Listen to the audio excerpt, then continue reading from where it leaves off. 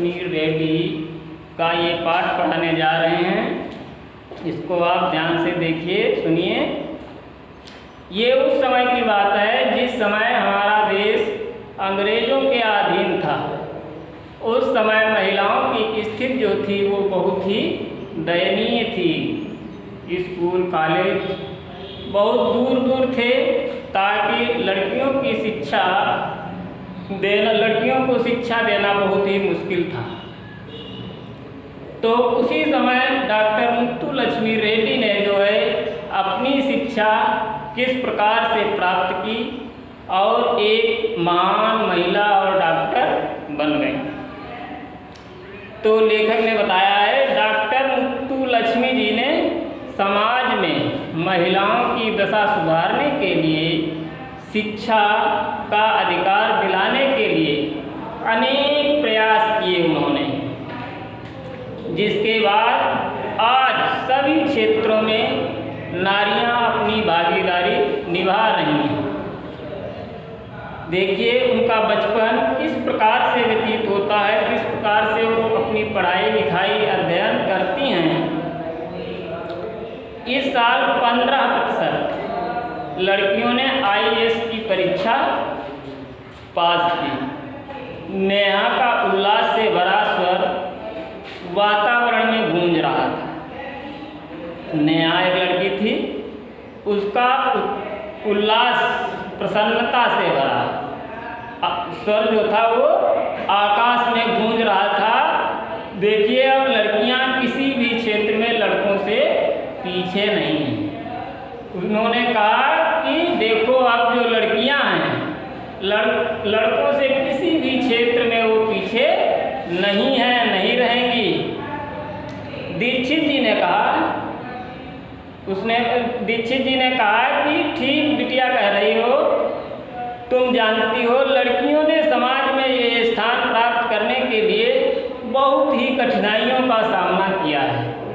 उन्होंने कहा कि लड़कियों ने समाज में अपना स्थान बनाने के लिए बहुत ही परेशानियों का उन्होंने सामना किया है।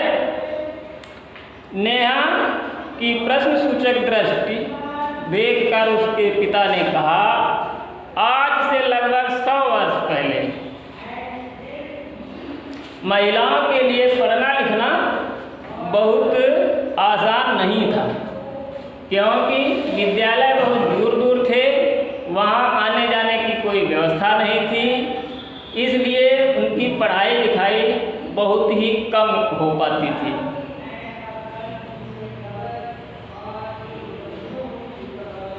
तुम्हें चिकित्सा के क्षेत्र में स्नातक की उपाधि पाने वाली पहली भारतीय महिला जो डॉक्टर मुत्तुलक्ष्मी रेड्डी थी, उन्होंने पहला जो है स्नातक की उपाधि पहले पाने वाली थी।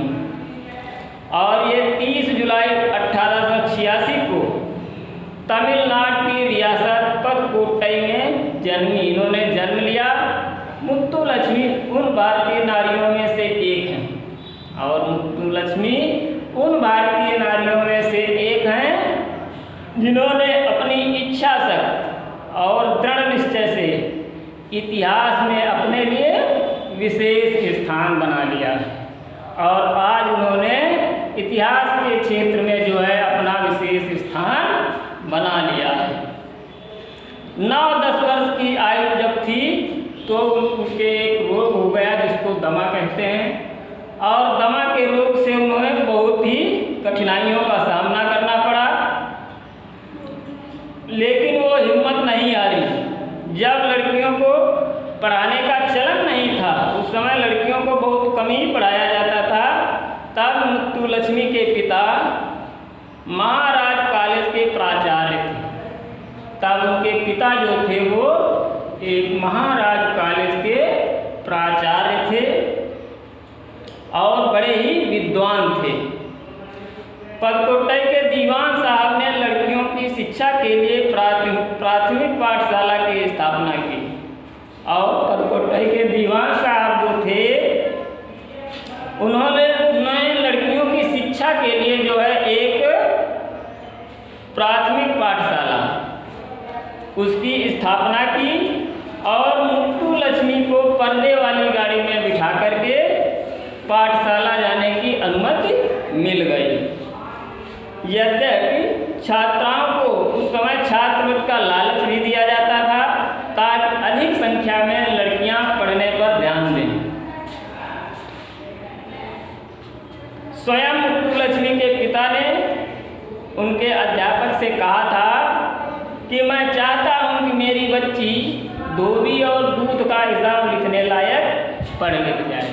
उन्होंने कहा कि हिसाब लिखने के लायक वो पढ़ जाए